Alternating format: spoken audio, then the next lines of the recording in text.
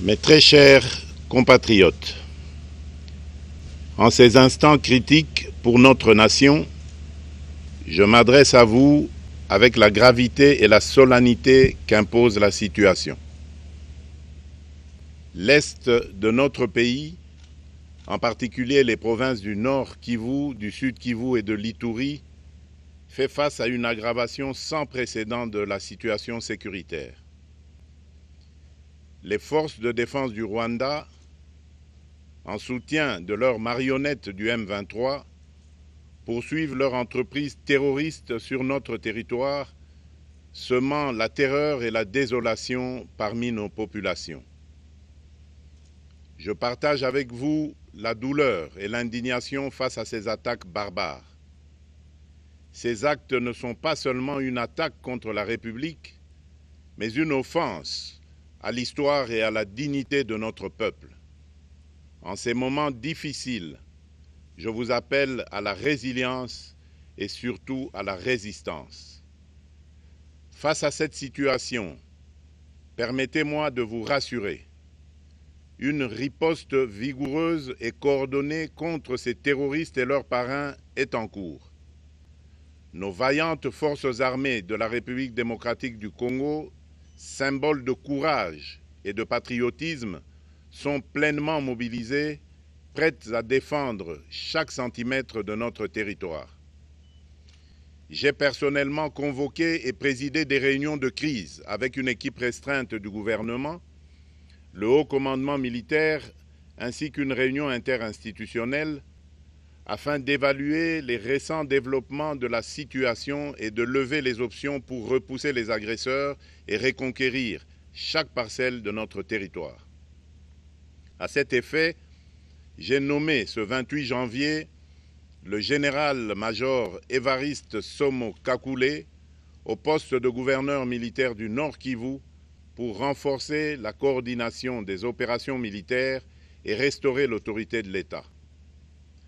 Parallèlement, nous avons engagé d'importantes démarches diplomatiques, notamment au sein du Conseil de sécurité des Nations Unies, ainsi que dans le cadre du processus de paix de Luanda, auquel nous restons pleinement engagés malgré les obstacles. Nous privilégions la voie du dialogue, mais toujours avec lucidité, tout en restant fermement résolus à défendre notre territoire et notre souveraineté par tous les moyens nécessaires. Mais ce combat n'est pas seulement celui des FARDC. C'est le combat de tout un peuple, le combat de notre identité congolaise, afin de léguer aux générations futures un pays prospère et en paix. À tous nos compatriotes, dans chaque province, chaque ville, chaque territoire et chaque village, ainsi que ceux de la diaspora, sans distinction d'appartenance ethnique ou politique, unissons nos efforts. Apportons un soutien indéfectible, moral et matériel à nos vaillants soldats. Mobilisons-nous comme un seul homme pour défendre notre souveraineté et sauvegarder notre intégrité territoriale. Je suis pleinement conscient des souffrances de nos compatriotes qui fuient les hostilités. Le gouvernement est instruit d'activer le plan d'urgence humanitaire pour venir en aide aux déplacés. À vous, habitants de Goma et des environs, je ressens profondément votre douleur qui est aussi la mienne. Elle traverse nos cœurs et nos âmes en tant que fils et filles d'une même patrie. Mais face à cette épreuve, je vous exhorte à puiser dans cette force intérieure qui fait la grandeur du peuple congolais. Résistez avec courage. Faites preuve de vigilance constante et gardez votre calme malgré l'adversité. Sachez que nous ne sommes pas restés inactifs. Des plans de contingence sont préparés pour assurer la protection de la population civile et prévenir toute escalade de la violence. Les dispositifs de sécurité ont été renforcés pour protéger les zones stratégiques et nous travaillons sans relâche pour garantir le fonctionnement des services essentiels. Je tiens à rendre un hommage solennel à tous ceux qui ont payé le prix ultime dans cette lutte pour notre dignité et notre souveraineté. j'ai une pensée pieuse pour le général-major Peter Chirimwami, gouverneur militaire du Nord Kivu, tombé les armes à la main. Je m'incline avec respect devant la mémoire de tous nos militaires et de tous les Wazalendo tombés sur le champ d'honneur. Je pense aussi aux soldats de la mission de la communauté de développement d'Afrique australe, la SAMI DRC, qui combattent à nos côtés, aux casques bleus de la MONUSCO, qui ont sacrifié leur vie pour la paix, ainsi qu'aux innombrables civils victimes de la barbarie ennemie. Leur courage et leur sacrifice ne seront jamais oubliés, et nous portons leur flambeau avec la ferme détermination d'achever leur noble combat. Je voudrais ici interpeller directement la communauté internationale et l'Union africaine. Le Rwanda continue de violer ouvertement et sans scrupule les principes fondamentaux de la Charte des Nations Unies ainsi que les accords régionaux. Pire, ces agissements se déroulent dans une impunité totale et ce, avec un mépris manifeste des règles internationales et des valeurs que ces institutions sont censées défendre. Cette attitude arrogante, qui ne cherche même plus à masquer ses forfaits, est une provocation inacceptable à l'égard de notre souveraineté et de la stabilité régionale.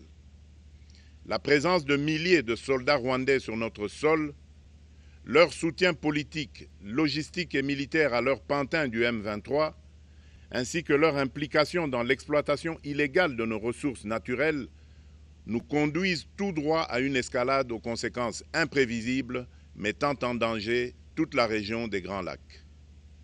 Votre silence et votre inaction face à la barbarie du régime de Kigali et aux atrocités perpétrées par ses supplétifs sur notre territoire constituent un affront non seulement à la République démocratique du Congo, mais également aux valeurs universelles de justice et de paix. Le peuple congolais prend acte de cette passivité qui frôle la complicité. Soyez sûrs d'une chose, la République démocratique du Congo ne se laissera pas humilier ni écraser. Nous nous battrons et nous triompherons. Congolaises et Congolais, l'heure est certainement grave, mais notre détermination est encore plus inébranlable. Ce moment critique nous offre l'opportunité de montrer au monde ce qui fait notre force, c'est-à-dire notre unité sans laquelle tous nos efforts seraient vains. Je vous appelle à être vigilants, mais à ne pas céder à la haine, aux divisions ou à la violence. Je condamne avec la plus grande fermeté les actes de vandalisme et de pillage qui ont visé certaines missions diplomatiques accréditées en République démocratique du Congo, ainsi que des intérêts privés dans la ville de Kinshasa. Ces comportements irresponsables dénaturent l'expression saine de notre colère face à l'agression barbare nous imposée et jettent une ombre sur les manifestations pacifiques de soutien à nos vaillantes forces armées qui luttent avec courage et abnégation pour défendre notre souveraineté. Notre engagement doit rester ferme et discipliné. Nous gagnerons cette guerre par notre unité, notre courage et notre sens de responsabilité, et non par la violence aveugle et par l'anarchie. Cette victoire ne sera possible que si chaque Congolais, où qu'il soit, prend toute la mesure du combat qui est le nôtre. J'appelle donc la nation entière, hommes et femmes, jeunes et vieux, acteurs politiques, opérateurs économiques, membres de la société civile, confessions religieuses, artistes et sportifs à se mobiliser, à faire bloc derrière nos vaillantes forces armées et à contribuer chacun à son niveau à l'effort de guerre. J'ai instruit le gouvernement de mettre en place des mesures rigoureuses de réduction du train de vie des institutions et de leurs animateurs afin que les ressources ainsi économisées soient directement réorientées vers le soutien à nos forces armées. Dans cet effort national, j'en appelle également à la responsabilité du secteur privé qui est invité à contribuer activement à cette cause commune. Nos soldats se battent avec héroïsme pour la défense de notre intégrité territoriale et de notre souveraineté. Ils ont besoin de notre soutien total, qu'il soit moral, matériel ou logistique. À la jeunesse congolaise, pilier et espoir de notre nation, je vous exhorte à répondre massivement à l'appel de la patrie. Le moment est venu de vous lever, de mettre votre énergie et votre créativité au service de la nation. Nous devons renforcer nos rangs et chaque jeune Congolais prêt à défendre son pays a une place au sein de nos forces armées. Enrôlez-vous massivement dans l'armée. Vous êtes le fer de lance de notre projet et votre mobilisation est déterminante pour la victoire finale. Aux braves populations du Nord Kivu, du Sud Kivu et de l'Ituri, vous êtes le symbole de la résilience congolaise, une source d'inspiration pour toute la nation. Vous n'êtes pas seuls dans cette épreuve. La République tout entière se tient à vos côtés, unis dans l'espoir et la lutte. Ensemble, nous ferons face et surmonterons cette épreuve. À nos vaillantes forces armées et aux vaillants patriotes Wazalendo, véritables sentinelles de la souveraineté nationale, je rends un hommage appuyé et vous exprime au nom de toute la République notre reconnaissance infinie et notre fierté inébranlable. Votre bravoure, votre discipline et votre engagement sans faille inspirent et mobilisent tout un peuple déterminé à défendre son territoire. Sachez-le, la République ne vous abandonnera jamais.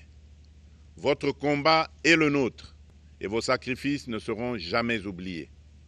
Vous incarnez l'honneur de la nation congolaise. À tous mes compatriotes, d'ici et de la diaspora, la République démocratique du Congo ne pliera pas. La République démocratique du Congo ne reculera pas. Je ne vous abandonnerai jamais. J'en fais ici le serment. Le soleil n'a pas cessé de briller sur notre patrie. Ensemble, main dans la main, nous surmonterons cette tempête et nous ouvrirons une ère nouvelle de paix et de prospérité pour les générations futures. Que Dieu bénisse la République démocratique du Congo et son peuple. Je vous remercie.